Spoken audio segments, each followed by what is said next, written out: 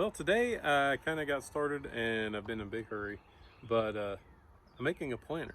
And I thought it was a good idea because it's really easy for unlevel ground. So this is one that I made last year out of just scrap wood. And it worked pretty good because I really wanted to get a good planter in here. But I mean, it's just so unlevel right through here that it's hard to get one in. You have to move a lot of dirt in. You can really have to spend a lot of time and money on dirt or a lot of time and diesel fuel moving it. But I thought this was pretty good. I had an old hay wagon that I had a bunch of boards left off of and decided to do it this way. So I unfortunately did not have enough boards for this one. So I did have to buy some, but I just took 2x6s, treated 2x6s, made a square frame, got it level, put 4x4s on the end to hold it up and support it and kind of make it a little stronger. And then took decking boards and measured down each side the length that I needed and just nailed them on.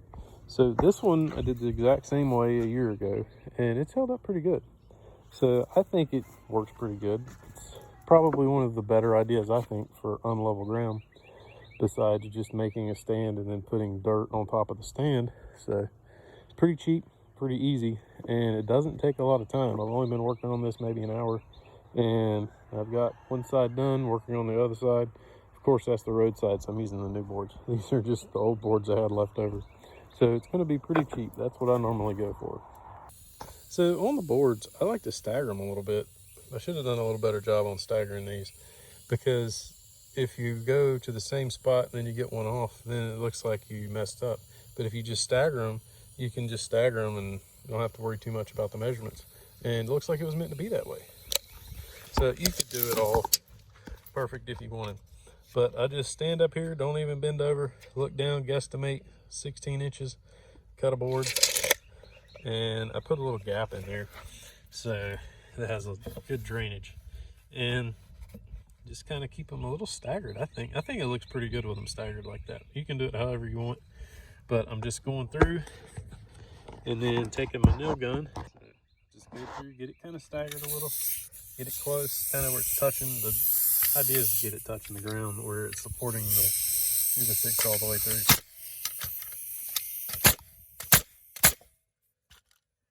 So we're getting there. I'm trying to do 2 at a time, measure 2, cut 2, measure 2, cut 2, nail 2.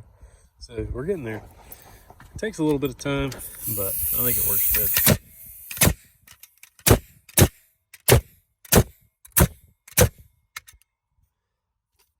Well, we're getting there. I'm working on this backside now, and this is what's going to eat up the most of the wood the further higher you get. So that's one reason. Up there, it's just only going to be 5.5 inches tall. And down here, or 20, 30 inches tall. So pretty unlevel spot to do it. If you get it a little more level, it would probably be better.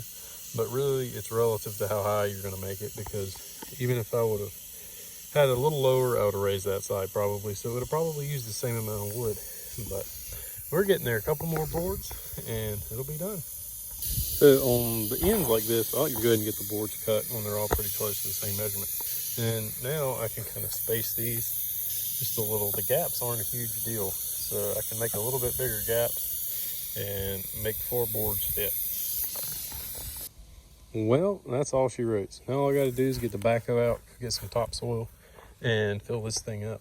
So it's pretty easy to do them this way, I think. I think for level ground, if you have like a good level spot, there's probably definitely some better ways. You could just do some 2x10s and put 4x4s in the corners. It would make it a lot easier. But for unlevel ground like I have everywhere, I think this is the best way to do it.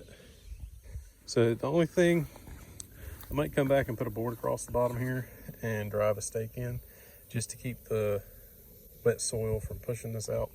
On the sides where it's not too long, I'm not worried about it. I don't think it'll push it out at all, but definitely on the ends it possibly could.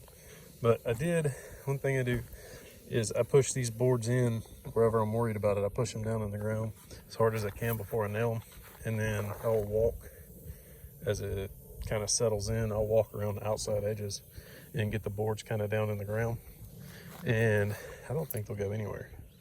So it's not probably going to last forever, but for a cheap option that'll last for a good couple years.